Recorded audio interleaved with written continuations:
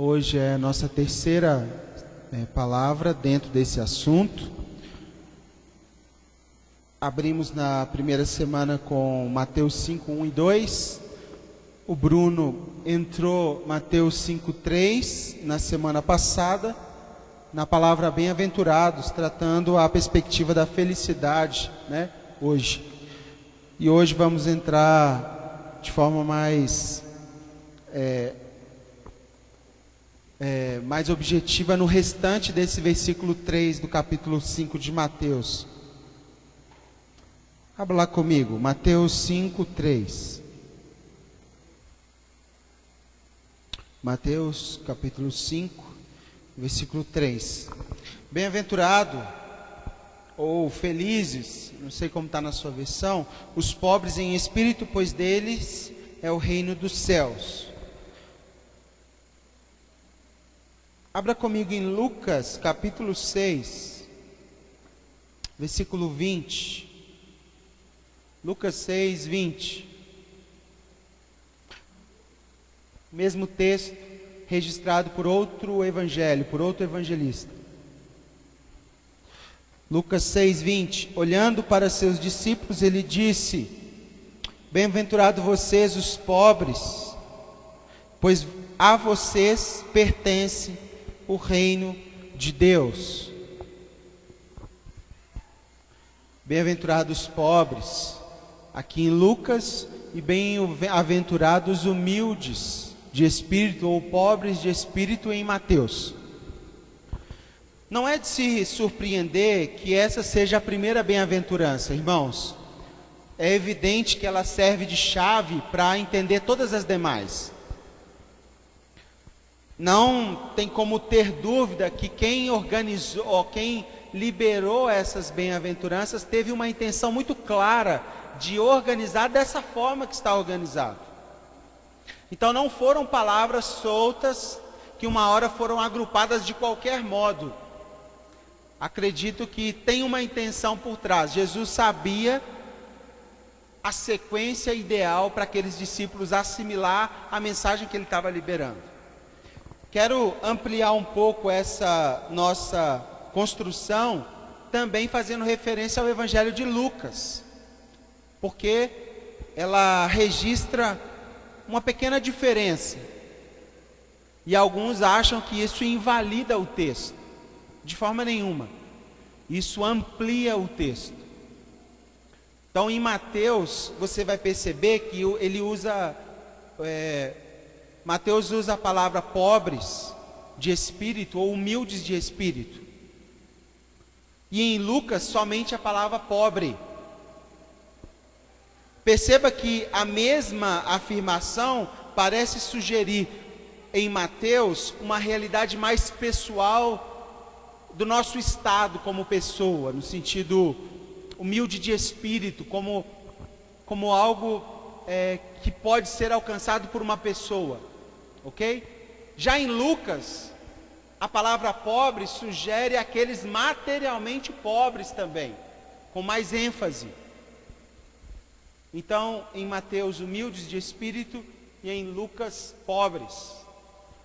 Em Mateus, uma condição mais pessoal. Em Lucas, uma condição mais social. Assim dizendo. Respeitando essa interpretação, eu vou dividir o nosso sermão hoje nesses dois pontos. Primeiro nós vamos olhar para a perspectiva de Mateus, onde Mateus queria chegar. E depois vamos olhar para a perspectiva de Lucas, o que Lucas também quis comunicar quando ele registrou o Sermão do Monte. Primeiro então, humildes de espírito. Necessariamente, irmãos, essa é a primeira bem-aventurança, devido à excelente razão dela existir. Como eu comecei dizendo, sem a qualidade da primeira de Mateus 5,3, possivelmente você não vai conseguir alcançar as demais. O evangelista está nos sugerindo que há uma qualidade expressa no texto, que é como se fosse um pré-requisito para você continuar subindo essa montanha. Há uma característica fundamental para nós cristãos viver o reino. E eu poderia dizer que é o esvaziamento. É como se nós fôssemos convidados a perder para depois ser cheio. Então, quando ele usa a palavra humilde, ele está sugerindo um aniquilamento, um esvaziamento do que já existe. Porque ele traria um conjunto de informações que precisaria ocupar um lugar. E se esse lugar já estava totalmente ocupado, esses discípulos não conseguiriam entender o que ele está propondo. Então ele está sugerindo o seguinte: eu não posso encher com vinho novo um odre que está cheio de coisa velha. Eu não posso prover um enchimento se não houver um esvaziamento. Tem uma palavra interessante para nós que eu gostaria de usar. Ela pode parecer um pouco forte, mas desde ontem, quando eu consegui ver essa palavra como uma realidade desse texto, fez muito sentido para mim, que é essa palavra aniquilamento. Aniquilamento é quase reduzir a nada. É quase como se ele pegasse você por inteiro e falasse assim: você precisa ter plena consciência que você é nada, para que eu possa te mostrar quem de fato você é, e aí você ser cheio do que eu tenho para você. É como se o abalo que é proposto para nós, ele sempre vem antes da edificação. Lembra de Hebreus 12? Lembra de Ageu? Eu vou abalar para que saia tudo que tenha que sair, e aí o que permanecer a gente enche. É como se o Evangelho, olhando para o Evangelho também, a despeito de um pecador, ele primeiro condena um pecador, e depois ele salva um pecador. Primeiro ele denuncia um pecador para depois amá-lo. Quando um pecador se percebe imerso ao Evangelho, o primeiro sentimento dele é de: eu não sou digno, eu sou sujo, eu estou podre, não é isso? E o que é uma árvore podre, irmãos? É que perdeu a sua parte interior que dá sustância. Então, aniquilamento é como se a proposta de Mateus era o seguinte: seja humilde, seja aniquilado, seja diminuído, seja esvaziado.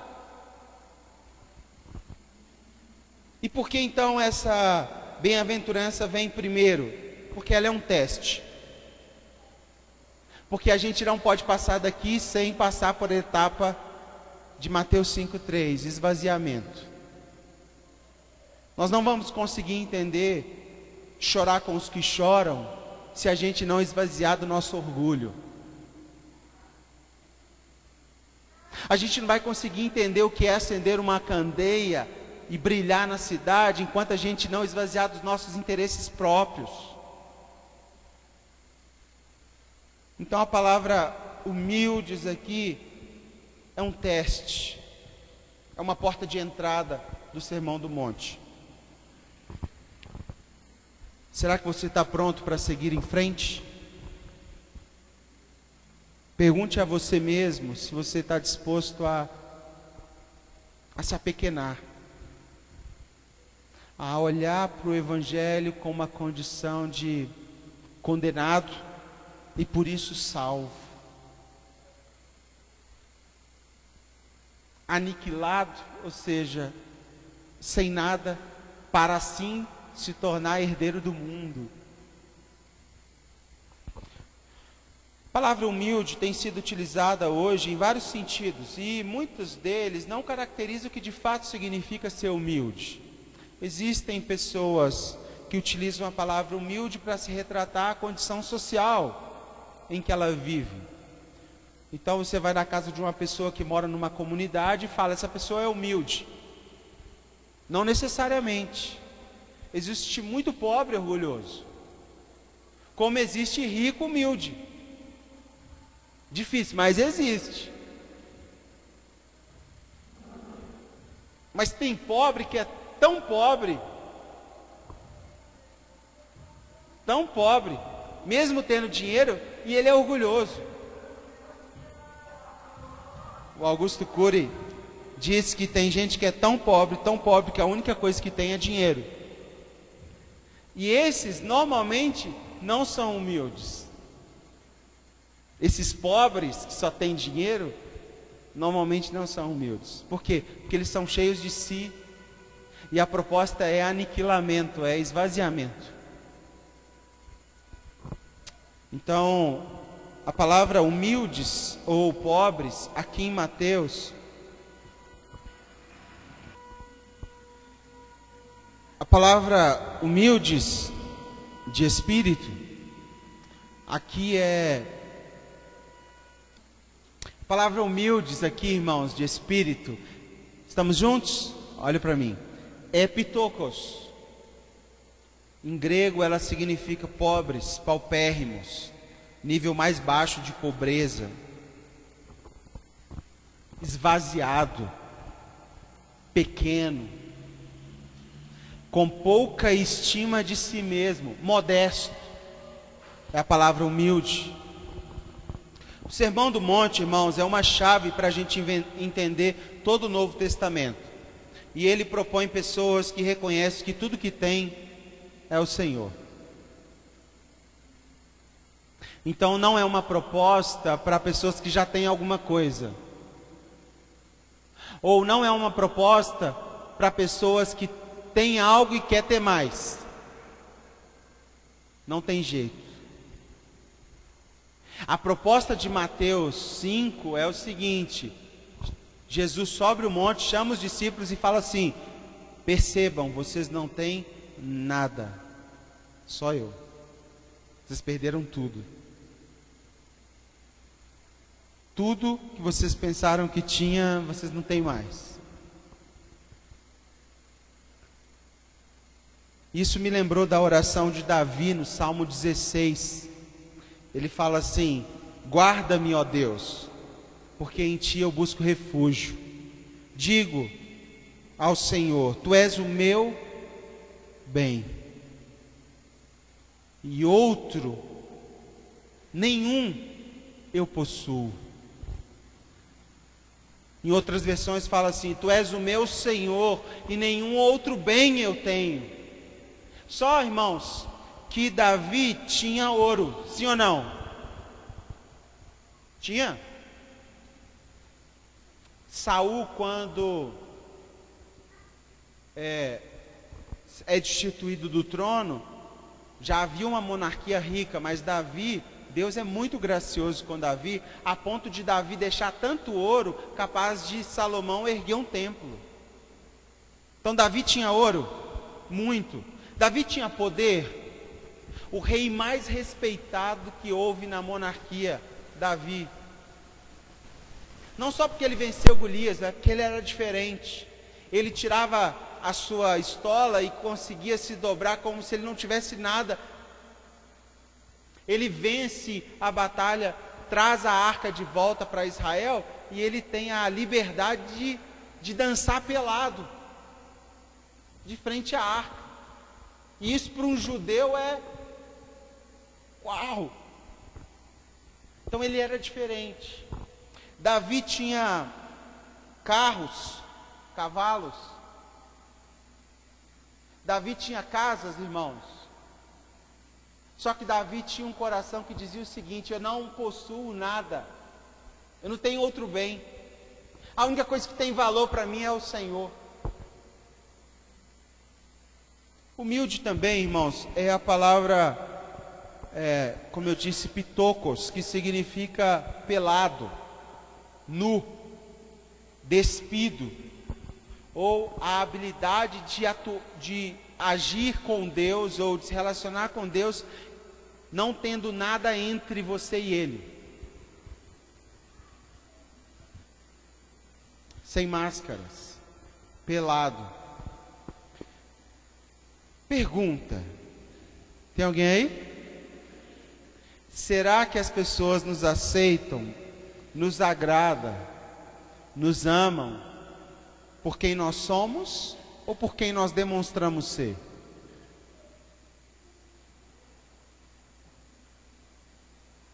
Qual a chance que o outro tem de realmente conhecer você, se na maioria do tempo nós usamos máscaras? A gente tem comportamento que sozinho a gente não se comporta assim.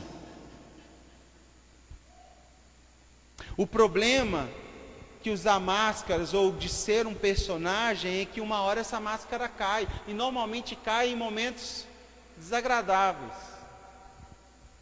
Uma hora escorre entre os dedos quem de fato você é. Você pode tentar manter uma estrutura, manter uma forma de tratar o outro, mas uma hora vai escorrer entre os dedos. Eu costumo dizer que há momentos que a gente é mais a gente mesmo. E, por exemplo, quando você está sozinho em casa e vai assistir um filme, sozinho, não tem ninguém para chegar, não marcou com ninguém, não vai receber ninguém, abriu o sofazão lá, aquele, né? Casalzinho novo ali, tem um sofá lá, irmão. Nossa Deus. Abriu o sofá, ligou a televisão de 50, sozinho, não tem ninguém para chegar. E aí? Como é que você age? É da mesma forma que quando tem alguma visita que vai assistir o mesmo filme com você? Sabe uma hora que eu acho que a gente é a gente mesmo? Quando a gente vai no banheiro e senta no vaso. Ali é o nosso momento, não é, pessoal? É terrível, mas é o nosso momento. Sim ou não? Ali você é você, meu amigo. Ali você é o que você é. Você não usa máscara nenhuma, não é?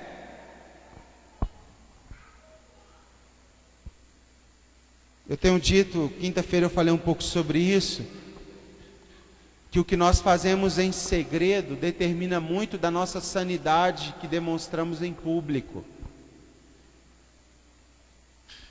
Por que você não ora em público? Sabe por quê? Porque você não ora em segredo. Pastor, eu tenho vergonha. Mentira, é porque você não pratica. Porque se você praticasse no seu secreto, você não teria dificuldade nenhuma de pegar o microfone e fazer a mesma coisa que você faz no seu quarto. É por isso que a gente faz uma roda e você não ora por ninguém, não abençoa ninguém. Porque você tem medo. Por que você não vai orar por um irmão e libera uma palavra profética para ele? É porque você não faz isso por você, no seu secreto. Aí você não tem autoridade para fazer pelo outro. Mas ainda assim, na maioria do tempo, nós usamos máscaras. Nós colocamos coisas entre nós e Deus. Nós agimos com Deus como se Ele acreditasse no que a gente está mostrando que a gente é, não que Ele nos conhecesse de fato. Tem alguém aí? Mas tem uma coisa que eu tenho aprendido, irmãos, é que Deus não se impressiona com aquilo que impressiona os homens.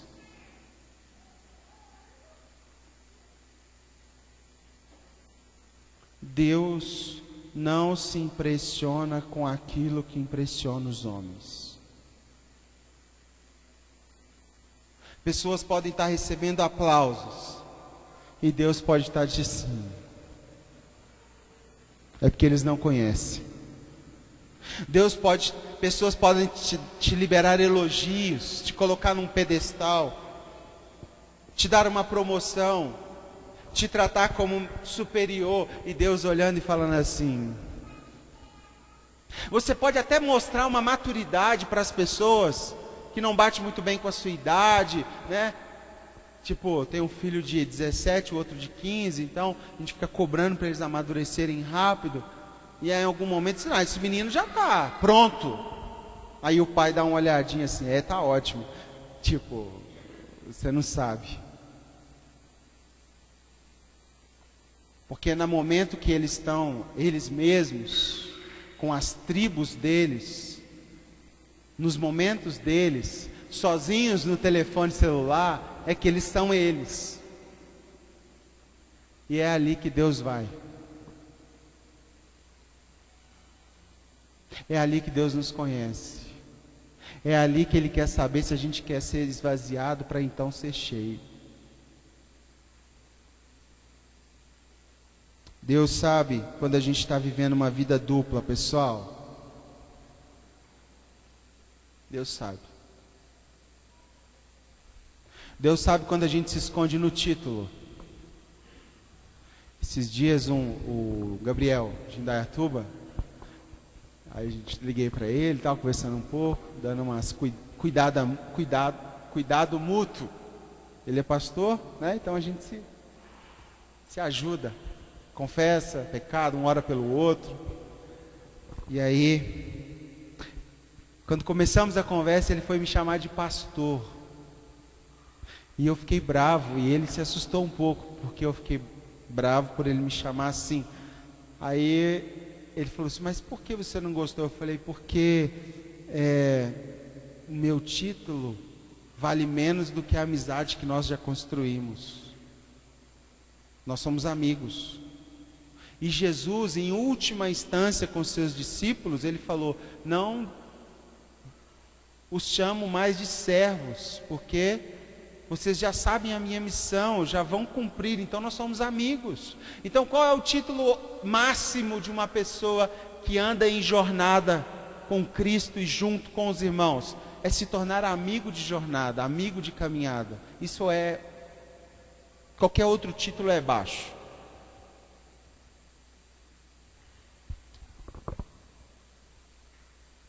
Pastor, mas eu tenho um chamado, sabe? Eu quero ir para as nações. É mesmo? Por que você não preocupa primeiro em ser um cristão genuíno e depois com sua identidade ministerial? Porque se você não for ali, as pessoas não vão ver nada quando você vier a público. E Jesus está chamando, quem que está subindo para o monte, irmãos? Quem? Os discípulos. E lá na frente Jesus ia fazer o que com eles? Enviá-los em nome dele. Ou seja, esse discurso pode parecer pesado aqui para nós, mas foi exatamente a intenção de Jesus. Entendam, precisamos reconfigurar a identidade de cada um de vocês. Precisamos mexer um pouquinho lá. Tem muita meninice, tem muita pessoalidade. Precisamos amadurecer. É isso que Jesus está dizendo para os discípulos. E isso que Mateus quis dizer quando ele falou, fique pelado diante dele. Fique nu, no sentido figurado, né? Não tenha nada entre você e Deus. Pedagogia. Quantos querem um exercício? Sugestão. Seu banheiro tem espelho, sim ou não? Entra lá, um pouquinho antes do seu banho,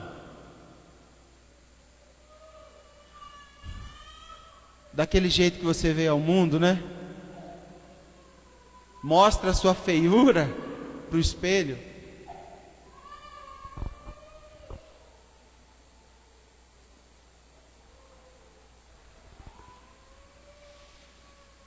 Ajoelha e fala, Deus, esse aqui sou eu.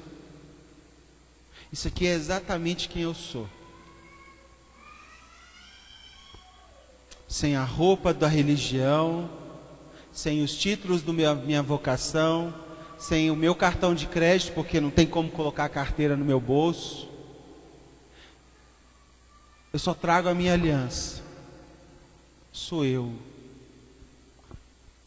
E se de fato o Senhor quer que eu suba esse monte, me faça ver quem de fato eu sou no Senhor. Qual é a minha identidade? Qual é o meu nome? O Senhor me criou para quê? Eu estou cheio de si em qual área? Onde o Senhor quer me esvaziar? Eu uso máscaras? Qual? a minha espiritualidade é mais de fachada, porque eu sou filho de, ou da, me torna uma pessoa genuína, que é capaz de receber mais do Sermão do Monte. O Cacá falou que na montanha existem níveis, e a primeira paulada que Jesus deu nos discípulos é: esvazia. Tenham consciência que vocês são menores do que quem vocês pensam que são. Porque se vocês não pensarem assim, eu não posso encher vocês de poder e não posso enviar vocês. Pensem, vocês podem menos do que vocês acham que podem. Porque um dia vocês poderão muitas coisas, mas só poderão porque vocês pedirão ao meu Pai, em meu nome, em concordância com o que nós pensamos, e aí as coisas vão acontecer. Então vocês têm que esvaziar. Pastor, eu quero subir o monte, mas não quero esvaziar. Vai perder tempo, porque você não vai descer de lá cheio de poder, você não vai ser enviado. Um dia o Anderson Bonfim foi dar aula no seminário, no qual a gente trabalhava, e uns 300 alunos, louvor e adoração, pegou o microfone: quantos aqui tem um chamado? Todo mundo, quantos aqui foram convocados por Deus para algo? Todo mundo, né? Fervendo. Quantos aqui tem um chamado? Pois é, mas muitos foram chamados e poucos serão escolhidos. Então muitos de vocês aqui estão perdendo tempo. Irmãos, nesse mesmo sentido, eu queria propor para vocês não perder tempo de vir domingo a domingo ouvir sobre o Sermão do Monte, se você não estiver disposto a se esvaziar. Porque você não vai ser cheio. Você não vai conseguir perceber o poder disponível porque você já está cheio. Não basta você ser chamado, você precisa ser escolhido para. E quando você é escolhido para, tem um chamado que te persegue. Você não consegue fechar a porta, você vai dormir, ele está lá. Entende? E aí ele pode te pegar e colocar no alto monte para que você brilhe, as pessoas olhem e falam: uau, tem alguma coisa diferente naquela pessoa, tem uma coisa diferente nos filhos daquela pessoa, tem uma forma diferente como ele conversa, como ele se relaciona com pessoas não cristãs, ele mais contamina do que ele é contaminado, ele carrega algo verdadeiro. Porque se as pessoas do seu círculo mais próximo não percebem nada de diferente, possivelmente não tem nada aí. E para ter alguma coisa você precisa se esvaziar. E aí ele enche dele. Percepção de Mateus para nós. Agora vamos para a percepção de Lucas. Lucas 6. Percepção de Mateus. Se esvazie. Para você continuar a passar. Para passar daqui, se esvazie. Tem uma cancela, né? Igual na praia que nós conhecemos, chamada, se você não conhece, procura, Portal do Atalaia. Gente, região dos Lagos, Rio de Janeiro. É o seguinte, inclusive eu tive uma aluna que mora em São Pedro da Aldeia, na região lá. Ela falou: hoje legalizou que só pode subir 250 carros. Quer dizer, 250 pessoas por dia. Para chegar nessa praia é muito difícil o caminho, uma estradinha esburacada, e eles não arrumam de propósito. Até jogam mais pedras lá para que a pessoa não chegue com facilidade. E tem uma cancela. Aí tem um recado assim: você só pode passar daqui sob autorização. É como se Jesus estivesse falando isso para nós. Quer passar daqui? É a primeira bem-aventurança. Quer passar daqui? Você vai ter que subir a cancela do esvaziamento. E aí você pode seguir. Percepção de Lucas, então, sobre o mesmo texto. não sei se no seu está assim, mas existe um subtítulo antes do versículo 17 na minha Bíblia, que é o seguinte: bênçãos e ais. Bênçãos e ais. Ou seja, sabe aquele pai que, nossa, que bonitinho que você fez, mas toma, porque está errado. Mais ou menos isso. Versículo 20, olhando para os discípulos, ele disse: bem-aventurado vocês pobres. Nesse trecho, irmãos, são os materialmente pobres, os pobres de fato. Não tem nada, aqueles que passam necessidades abaixo do mínimo, que não têm o mínimo, que realmente vivem na pobreza financeira. O olhar de Jesus, irmãos, voltam para o lado mais escuro da vida, onde ele encontra aqueles que passam necessidades, que vivem abaixo do limite da subsistência. Enquanto, até o tempo de Jesus, os líderes romanos preocupam com as altas posições, os maiorais, Jesus tem um alvo de benefício: os pobres. Então isso já chama a atenção das pessoas. Espera aí, pensei que os bem-aventurados seriam os soldados romanos, os bem-aventurados seriam os prefeitos, os governadores, os saduceus, os fariseus, os líderes da sinagoga. E Jesus já chega falando: não, bem-aventurados os pobres. E eles não são felizes porque eles são pobres, eles são felizes porque deles pertencem ao reino, porque eles não têm nada, e o que eu tenho é tudo para eles.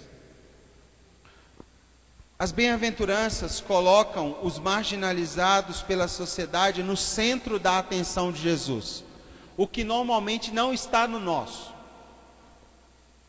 Pessoas que, devido à sua miséria social, estão entre os dependentes químicos, estão entre os oprimidos, os impotentes, os flagelados, os que carregam deficiências físicas. E para pegar um ônibus de manhã é um sacrifício.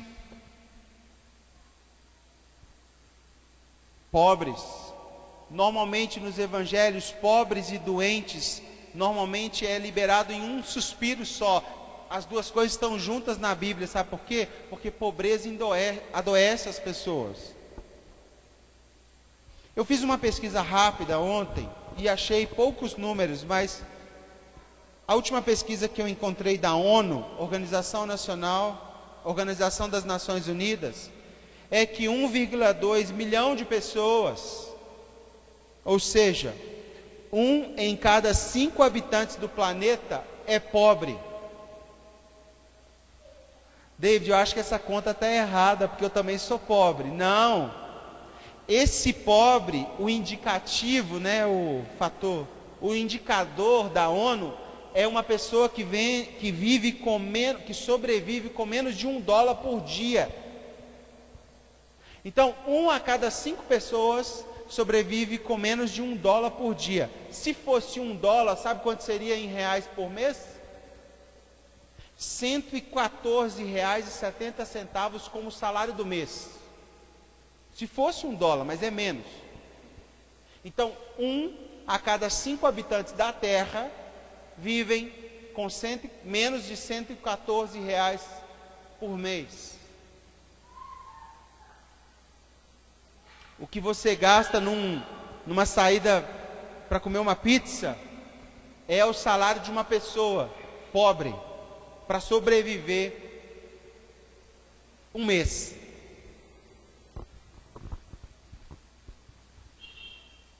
Fica claro então para nós que cristãos, que nós podemos facilmente distanciar o olhar dessas coisas.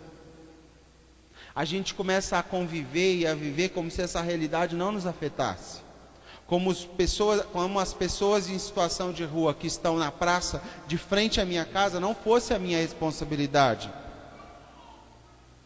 Eu vejo eles lá um dia, e no outro dia eu vou comprar pão, eles me pedem um pão, eu dou. No outro dia eu passo, eles estão lá, eu nem sinto mais nada. Por quê? Porque mesmo sendo cristãos, a gente precisa ser lembrado por Jesus que os pobres foi o alvo da pregação dele. Os pobres continua sendo sob a ótica de Jesus, o nosso ponto-chave como igreja. Também fazendo uma pesquisa, eu achei que a grande maioria dos cristãos no mundo são pobres.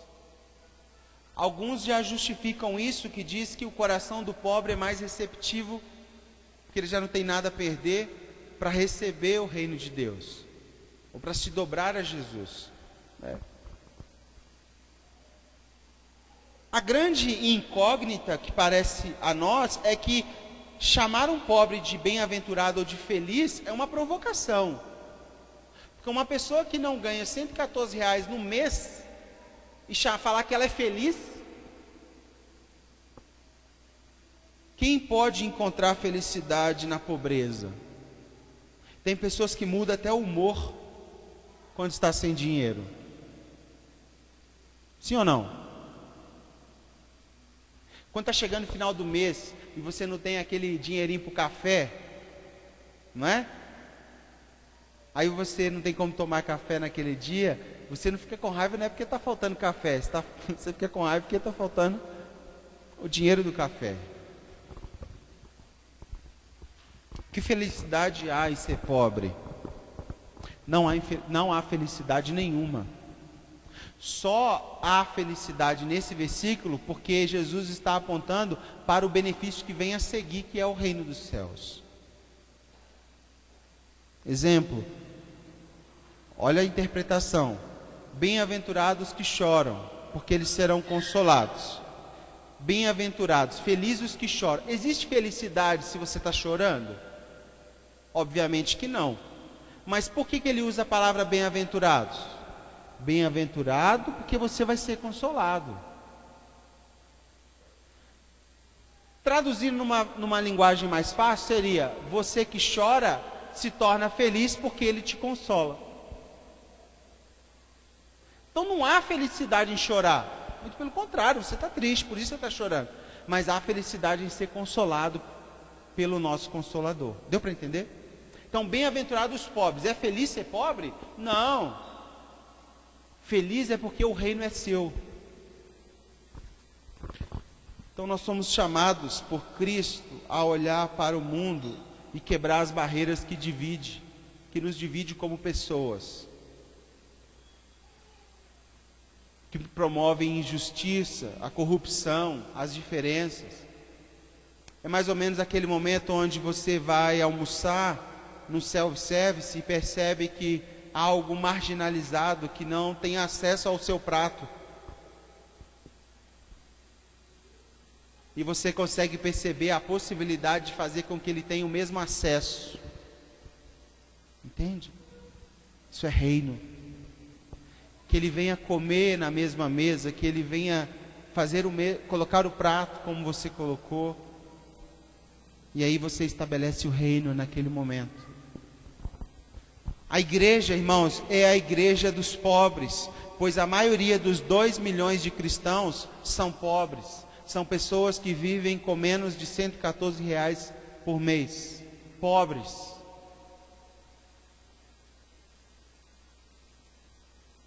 Abra comigo em Gálatas 2:10. Sabe qual é o pilar de uma igreja apostólica? Gálatas 2:10.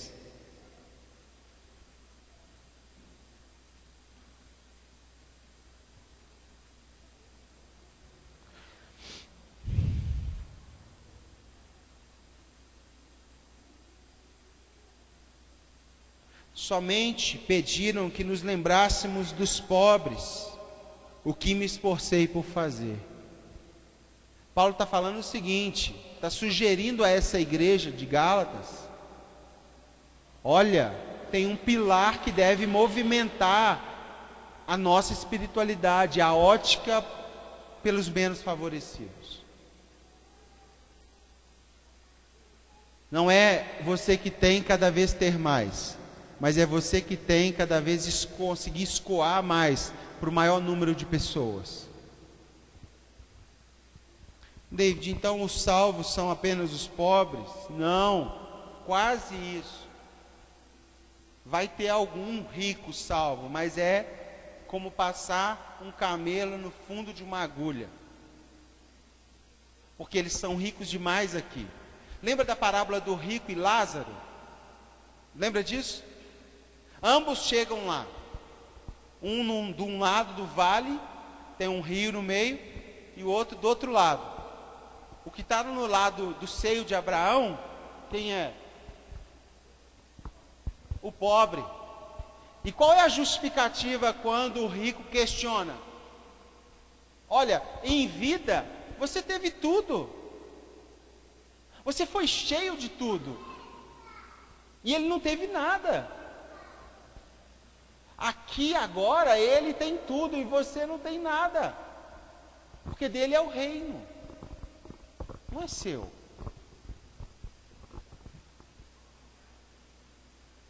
Concluindo, sobre a perspectiva de Mateus, esvaziamento, nós temos um bom exemplo.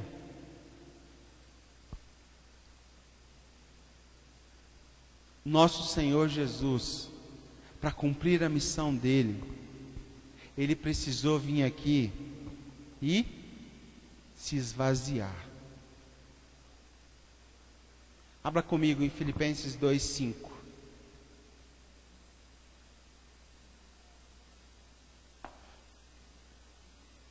Jesus precisou vir aqui, mas ele não podia vir em total realidade de quem ele era lá, porque se viesse, matava todo mundo. Aí ele, eu sei esse texto de cabeça, mas é uma narrativa que a gente precisa ler com cuidado. Olha isso. Filipenses 2:5. Olha a proposta de Paulo a nós. Seja a atitude de vocês a mesma de Cristo Jesus. Olha o tamanho do desafio, irmãos. Olha o convite. Que embora sendo Deus, ele não considerou o ser igual a Deus. Ele não considerou que era algo que ele deveria se apegar demais. Ele era Deus, mas ele se esvaziou, ele se aniquilou, ele se diminuiu, ele se desfez a si mesmo, vindo a se tornar um servo, e tornando-se semelhante aos homens, e em forma humana, ele humilha a si mesmo. Gente, é um chamado de descer, porque estava lá, já tomou a nossa forma, já desceu demais. Agora, além de descer, ele se torna um servo, ele vem para baixo de nós, ele vem para lavar nossos pés. O Deus Todo-Poderoso vem para pegar uma toalha e enxugar um pé sujo de um judeu que trabalhou o dia inteiro num viveiro de porcos.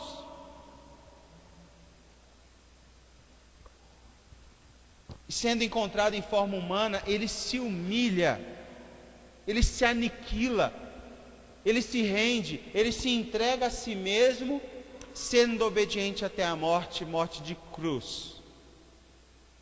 Resultado: o qual Deus o exaltou soberanamente. Ele deu um nome que está acima de todo nome, para que ao nome de Jesus se dobre todo o joelho dos que estão nos céus, na terra e debaixo da terra, e que toda língua confesse que Jesus Cristo é o Senhor.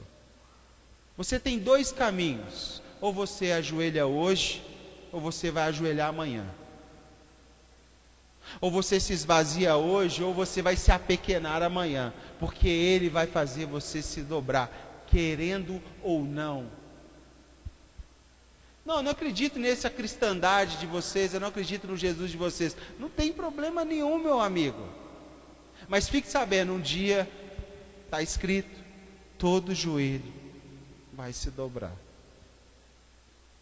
Toda língua vai confessar, Ele é o Cristo. Não diz que toda língua, todo que confessar aqui será salvo. Ele fala o seguinte, realmente Ele é.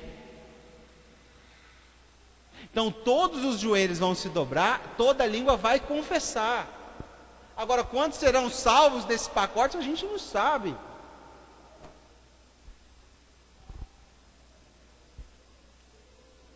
E hoje de manhã, quando nós estávamos aqui orando, me veio no coração uma palavra que é perda de direitos. Você tem coragem de trabalhar sua cristandade, sua espiritualidade, para perder até o direito que você tem? Será que nós queremos essa maturidade? Porque normalmente a gente luta por direitos. A gente advoga por direitos. Aconteceu um desastre lá em Brumadinho. As famílias foram prometidas a um cala-boca de 100 mil reais. Fora as indenizações que acontecerão. Aí descobrem por trás que já havia um levantamento feito de quanto gastaria com a indenização das famílias que perderiam seus mortos, seus familiares ali. E aquelas famílias estão fazendo fila lá para receber a doação dos 100 mil reais. Claro que não paga uma vida. Claro que eles estão no direito.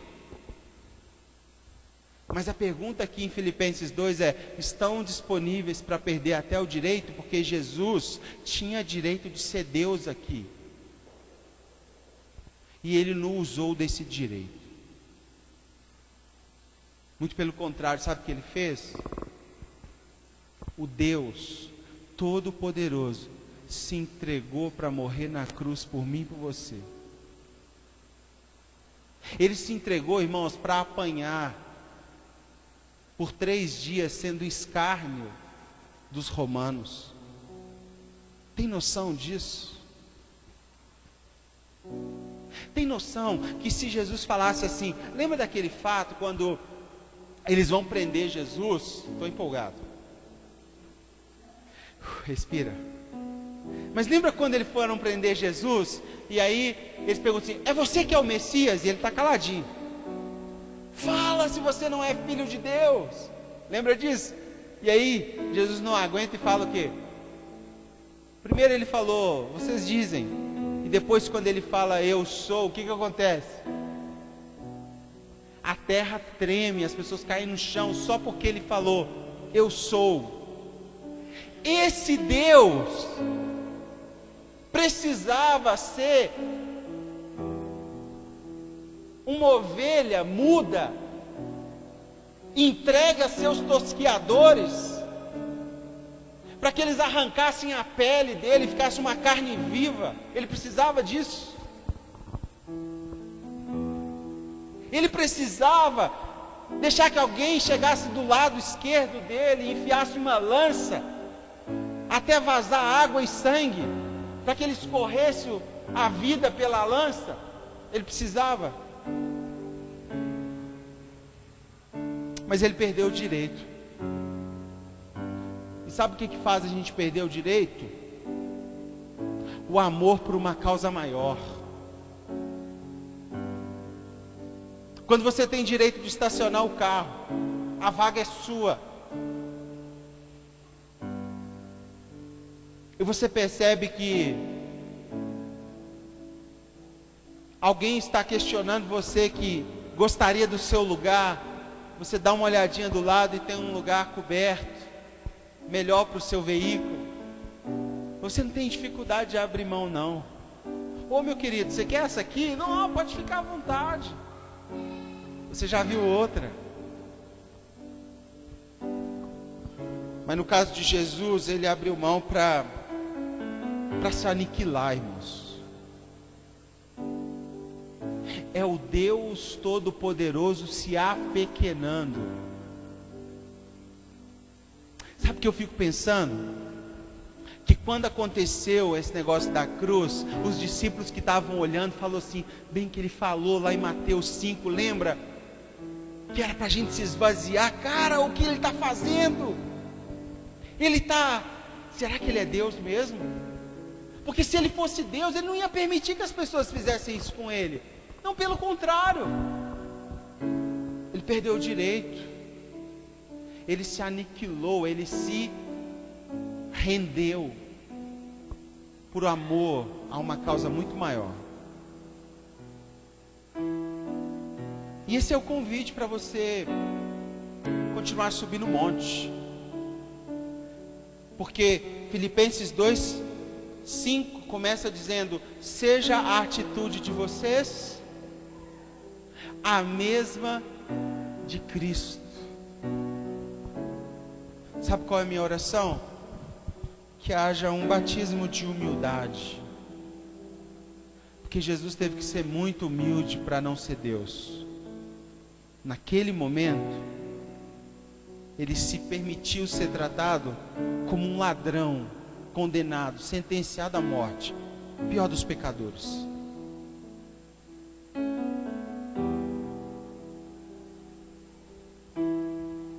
E essa é a boa nova do reino. Porque o reino dos pobres faz pobre se tornar rico, e rico se tornar pobre. Tem alguém que pode falar glória a Deus, no sentido, ainda bem que vai me alcançar? Porque esse Mateus que escreve o Evangelho era coletor de impostos, trabalhava como judeu, sonegando os próprios judeus, sentado numa coletoria e tirando uma parte para ele, além de um bom salário. Porém Jesus, ao passar, olha para ele e fala: ei, tem uma recompensa maior, e é o reino. Você quer vir? O reino é maior, você quer vir? Segue-me. E esse Mateus sobe, senta aos pés do monte e começa a ouvir Mateus. Mas ainda não era o Evangelho. Ele começa a ouvir as palavras do próprio Jesus, que um dia ele iria registrar como palavras que mudaram a vida dele. Está disposto a continuar subindo o monte? Sentar aos pés de Jesus. Sabe que a história é linda? Porque na Bíblia tem a parábola do tesouro escondido no campo. Sabe quem escreveu? Sabe, somente um livro tem essa parábola. Tem parábolas que existem mais de um livro, sim? Mas existe só um livro que tem essa parábola. E é o livro de Mateus. Aquele homem que estava sentado com os bolsos cheios, que agora perdeu tudo e subiu o monte, sabe o que ele diz? A mensagem do reino é semelhante a um homem que descobriu que existe uma pérola, um tesouro escondido no campo. E ao descobrir esse tesouro, ele deixa o tesouro lá, tampa o buraco, vai até o dono do terreno e fala assim: olha, eu te dou tudo para comprar aquele lote. Eu descobri que lá vaza petróleo. Inclusive lá no fundo é pré-sal ainda. O barril a quantidade lá é mais cara ainda. E aí o dono do terreno acha estranho, né? Esse cara está querendo, ele descobriu alguma coisa. E aí o Mateus fala: olha, eu quero comprar esse campo. Quanto custa? E o dono do terreno fala: o que você tem? Perceba o Senhor perguntando para você: o que você tem? Você diria: eu tenho um apartamento. Qual bairro? Determina mais ou menos a escala de valor, o bairro que você mora. Tem quantos metros quadrados? Tá bom, mas que mais além do apartamento? Não, eu tenho um carro. Tá bom. Que ano que é? O carro tal? Tá bom, um carro. O que mais você tem? Não, eu tenho uma reserva na poupança para uma emergência. Tem um dinheirinho lá. Dá a reserva. Não, tem uns títulos de aplicação. Sabe como é que é? Tem que girar o dinheiro e tal. Me dá os títulos.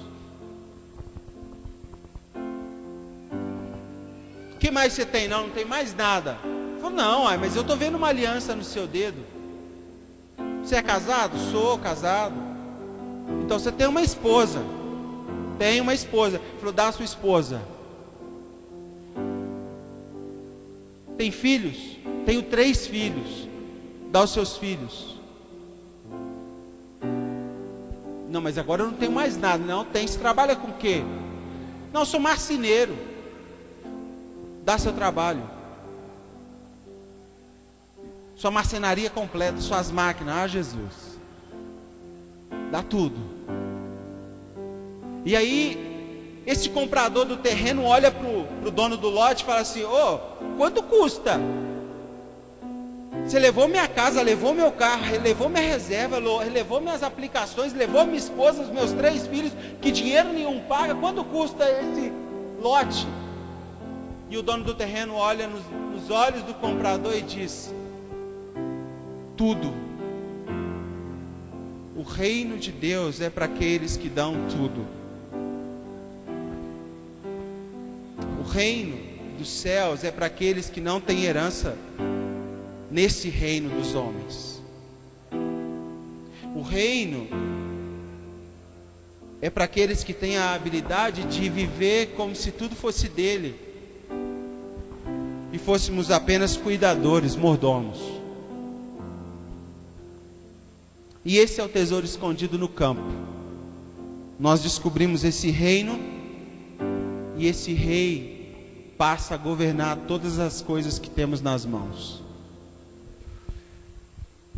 Para encerrar, quando nós respiramos o reino dos céus, não tem mais separação entre pessoas escalonadas pela sua classe social. Não há mais. Cristo é aquele que não deixa ninguém sozinho com apenas palavras. Ele propõe para nós ações que incluem. Ele propõe para nós que a pobreza seja extirpada pelo amor. Inclusive, ele deixou uma parábola onde ele fez um jantar para os ricos e poderosos da cidade, mas eles não vieram. Então ele manda os seus súditos buscar quem? Os pobres, os humildes, os simples, os despidos, os transparentes, os honestos, para que eles viessem sentar à mesa e comer aquilo que está preparado. Que Deus nos ajude a vencer nossa autossatisfação, meus irmãos. Não, se está bom para mim, está bom para tudo. Nananina não. Que Deus nos ajude a vencer a autossuficiência. Não, se o meu trabalho me sustenta, está resolvido.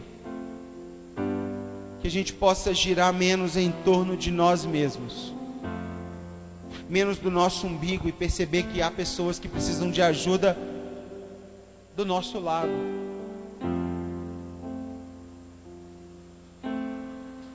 E que Deus nos ajude a incluir um pobre na nossa mesa. Porque se há um lugar onde um pobre sente dor, é quando ele senta na mesa da sua casa e não tem um arroz para dar para sua família. Ali o pobre sente dor. Não sei se você já passou algo parecido, mas quando você não tem o leite da criança, meu amigo,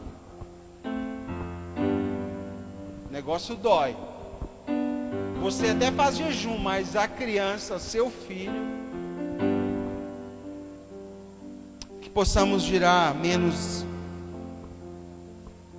perto com menos proximidade do excesso e mais proximidade do justo, da justa medida, porque Jesus está convidando os pobres à mesa da comunhão, a mesa que reparte, a mesa que partilhamos aqui de manhã. Inclusive tinha um bolo de cenoura ali com caldo de chocolate, que eu vi ele daqui a hora que ele chegou. Quando eu cheguei lá, tinha só um farelinho assim, eu dei uma... O pão da comunhão. Sabe por quê? Porque aqui o rico e o pobre comem a mesma comida. Entende? Pega no mesmo pão, toma o mesmo café. No reino de Deus, seremos convidados a sentar do lado de alguém que a sua classe, ou que ela teve aqui, não conta, cara. O que conta é o convite para se assentar à mesa.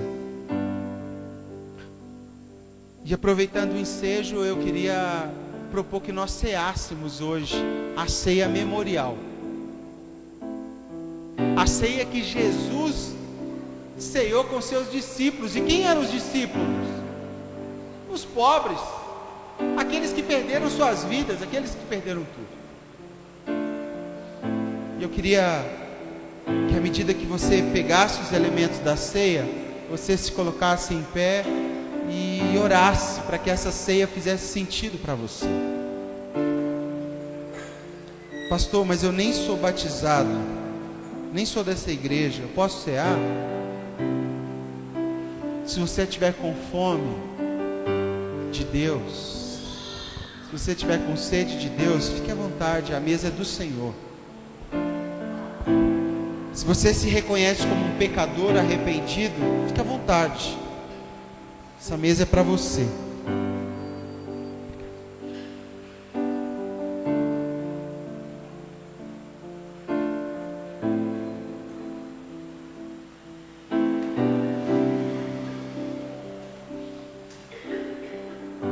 Jesus está te chamando para a mesa.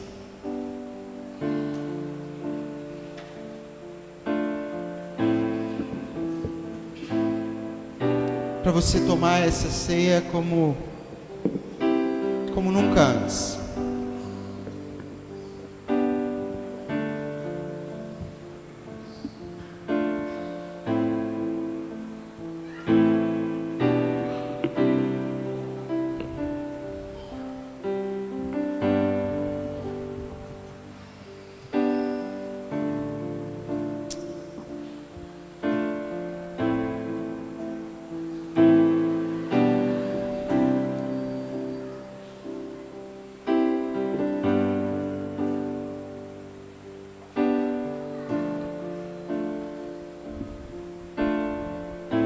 Pois eu recebi do Senhor o que eu também reparto com vocês, irmãos. Que o Senhor Jesus, na noite em que foi traído, Ele tomou o pão e, tendo dado graças, Ele partiu o pão e disse: esse é o meu corpo, que é dado em favor de vocês. Façam isso em memória de mim. Da mesma forma, depois da ceia, Ele tomou o cálice e disse: esse é o cálice da nova aliança no meu sangue. Faça isso em memória de mim. Porque sempre que comerem desse pão e beberem desse cálice, vocês como igreja anunciam a minha morte até o dia que eu vou voltar. Porque sempre que comem desse pão e bebem desse cálice, vocês têm o privilégio de anunciar que a minha morte não foi em vão, que a minha morte causou um impacto de amor.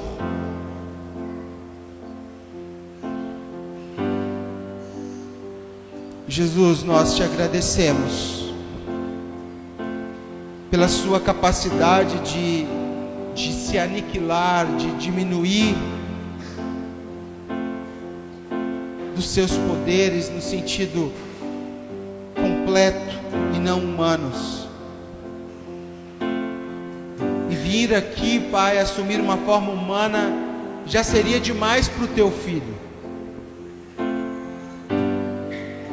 Mas ele não ficou por aí. Ainda em forma humana, ele escolhe se tornar um servo de todos. Servo de todos.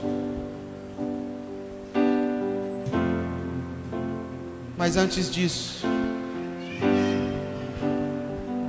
ele já sabia que precisaria pagar o preço da reconexão dos perdidos.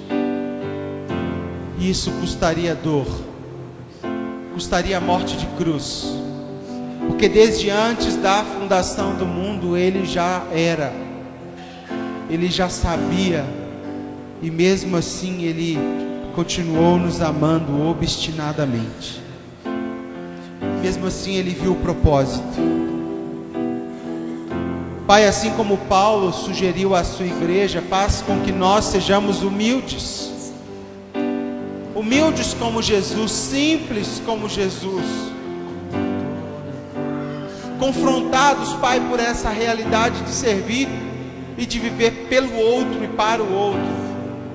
Em nome de Jesus. Que esse pão tenha o sabor de aliança para nós.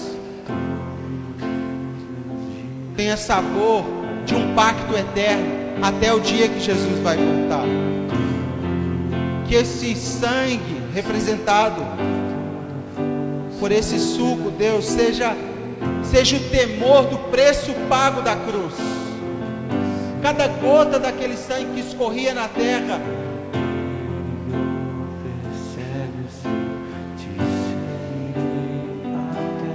cada sangue, cada gota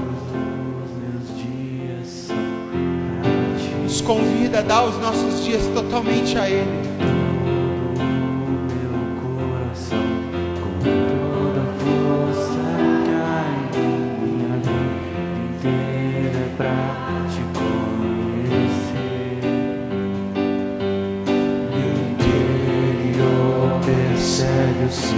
Te seguirei até o fim. Todos os meus dias são pra ti. Todos os meus dias.